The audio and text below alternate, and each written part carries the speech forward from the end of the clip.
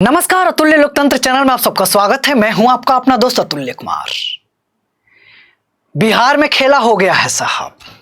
ऐसे तो बीजेपी सरकार बनाने के लिए जानी जाती है कि वो जनता का बहुमत या फिर जनता का जनादेश उनको मिले या ना मिले, लेकिन सरकार बनाने में बीजेपी का कोई सवाल ही नहीं है, यानी कि जवाब ही नहीं है।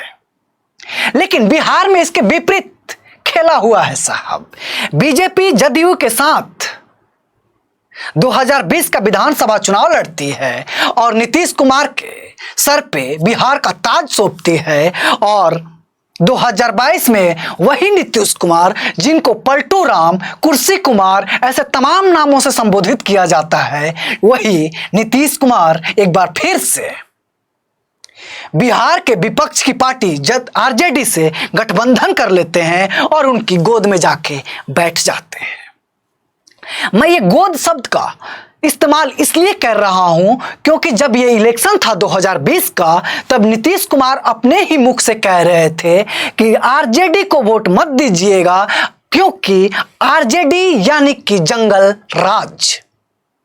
वो बिहार के युवाओं से भी कह रहे थे कि अगर आप लोगों को नहीं पता है कि आरजेडी कैसी पार्टी है, आरजेडी की सरकार कैसी होती है, इसका शासन कैसा होता है, तो आप अपने पूर्वजों से पूछ लें, अपने माता पिता से पूछ लें। तो मैं अब नीतीश कुमार से पूछना चाहता हूं कि क्या अब वही आरजेडी अब दूध की धोली हो चुकी है, या अब वही आरजेडी अब साफ हो चुकी है, या फिर आपके साथ गठबंधन कर लेने से आरजेडी पे जो जंगल राज का तमगा है, एक लांछन है, वो खत्म हो चुका है। तो पता चलता है कि नहीं, आपकी जो नीयत है और आपका जो ईमान है, आपका जो गोल है कुर्सी, उसको अभी सार्थक करने के लिए आरजेडी जरूरी है। इसलिए अभी आरजेडी के गोद में जाके बैठ गए हैं। तो ये भी एक बार, लेकिन ये गोद में आरजेडी के बैठने का कारण जानने की अगर मैं कोशिश की और जानना चाहा, तो पता चला कि इसका शुरुआत बीजेपी के राष्ट्रीय अध्यक्ष जेपी नड्डा ने कर दी। तो आप लोग पूछेंगे कि ये कब हुआ, कैसे हुआ और क्यों हुआ। तो जैसे कि मैंने इस वीडियो के शुरुआत में ही कहा कि बीजेपी जनता का जनादेश मिले या ना मिले, लेकिन उस जगह पे अपना सरकार बनाने के लिए जानी जाती है। जैसे महाराष्ट्र हो, गोवा हो और ऐसे तमाम राज्य हो। ठीक उसी के नक्शे कदम पे चलते हुए बिहार में अभी सत्ता उनके हाथ से चला गया। जो बीजेपी के राष्ट्रीय अध्यक्ष हैं जेपी नड्डा, वो बिहार आते हैं और बीजेपी कार्यकर्ता को और जदयू जो सपोर्ट कर रही है बिहार में सरकार चलाने में, उसकी भी कार्यकर्ता को और उसके मंत्रियों को जब संबोधित कर रहे हैं, तो जो ये बीजेपी के अंदर एक अहम और एक घमंड है, वो उनके शब्दों से दिखने लगता है। वो कहते हैं इस संबोधन में कि बीजेपी का गोल है और विजन है कि जितनी भी क्षेत्रीय पार्टियां हैं, जितने भी राष्ट्रीय पार्टियां हैं, उनको खत्म कर देना है, निस्तानाबूद कर देना है। यानी कि बीजेपी एक अकेली पार्टी रहेगी और सरकार वही बनाएगी। और इसका उदाहरण भी देते हैं कि अभी के दौर में देख लीजिए, ऐसी कोई पार्टी नहीं है राष्ट्रीय लेवल पे जो बीजेपी का मुकाबला कर सके। यही जो घमंड था, जो कि बिहार की सरकार और बिहार के नेताओं को नागवार गुजरा, और बीजेपी का ये हश्र और ये हाल हुआ बिहार में। मैं इसी के साथ बीजेपी के राष्ट्रीय अध्यक्ष और देश के यशस्वी प्रधानमंत्री से कहना चाहता हूं कि जो ये हमेशा कहते हैं कि भारत प्रजातंत्र है और प्रजातंत्र में सबको बोलने का हक होना चाहिए और कंपटीशन होना चाहिए, तभी बेस्ट आउटपुट आएगा।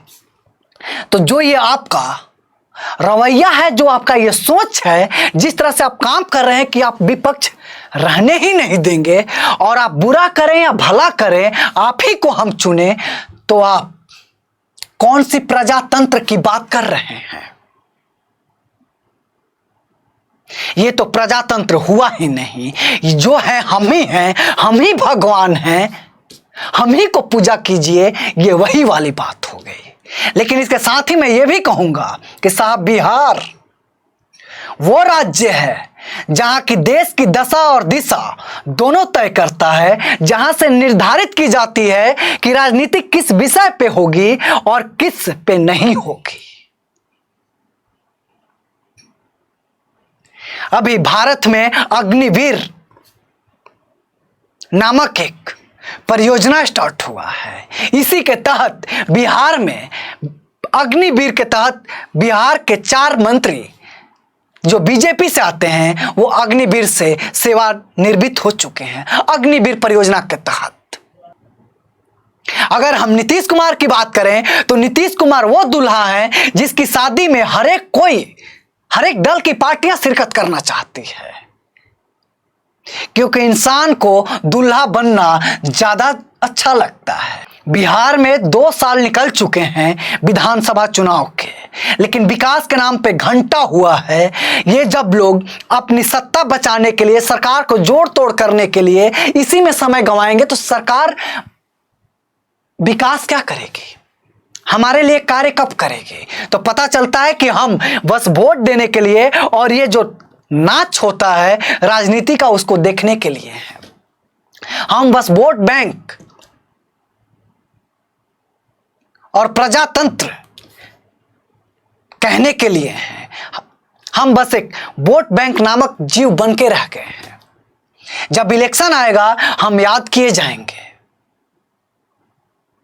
जब हम अपने हक की बात करेंगे हमारे हाथ में झंडा थमा दिया जाएगा, हमारे हाथ में धर्म और जाति का किताब और ग्रंथ थमा दिया जाएगा।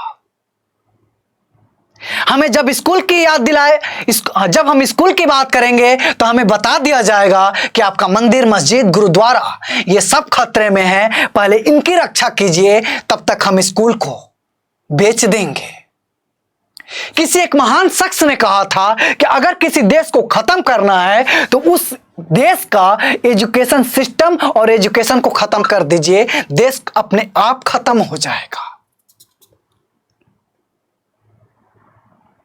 इसके साथ ही मैं ये भी माफ कीजिए, इसके साथ ही मैं बिहार के जो अभी डिप्टी सीएम हैं तेजस्वी यादव, उनसे भी एक गुहार करूंगा, क्योंकि जो 2020 की विधानसभा की चुनाव में गले की नस फट ना जाए, तब तक कोई इंसान कह रहा था कि जब हम सरकार में आएंगे तो पहला कलम 10 लाख युवाओं की रोजगार और नौकरी पे चलेगा। तो साहब ये वक्त आ चुका है, एक बार करके दिखाइए, क्योंकि आपके पिता की जो राजनीतिक दौर है उस पे तरह तरह के लांछन के छींटे लगे हैं। तो उसको ये साबित कर दीजिए कि पिताजी का दौर अलग था, मेरा दौर अलग है, मेरा नजरिया अलग है। क्योंकि आप बदलते हुए दौर के नेता हैं, बदलते हुए बिहार के नेता हैं, उन तमाम युवाओं के एक सपने हैं जिन्होंने ये स्लोगन दिया था कि तेज रफ्तार चाहिए, तेजस्वी सरकार चाहिए और बिहार में विकास चाहिए। इसी आशा और विश्वास के साथ आज का वीडियो मैं खत्म करता हूं। अगली वीडियो में फिर मुलाकात होगी, तब तक के लिए जय हिंद, जय बिहार, खुदा हाफिज। और हाँ, अगर ये वीडियो अच्छी लगी हो तो वीडियो को लाइक, शेयर और अतुल्य लोकतंत्र करके यूट्यूब चैनल है उसको सब्सक्राइब अवश्य कीजिएगा। अगर आप लोग फेसबुक पेज पे देख रहे हैं तो अतुल्य लोकतंत्र करके फेसबुक पेज है, उसको भी फॉलो कर लीजिएगा। तब तक के लिए जय हिंद, जय बिहार, खुदा हाफिज। और अपने बच्चों को शिक्षित कीजिए, उनको स्कूल भेजिए, ना कि धर्म, जाति और कास्ट का झंडा उनके हाथ में सौंप दीजिए, उनके हाथ में कलम दीजिए, क्योंकि कलम की ताकत ऐसी होती है कि वो तमाम चक्रव्यूह को भेद सकती है। खुदा हाफिज।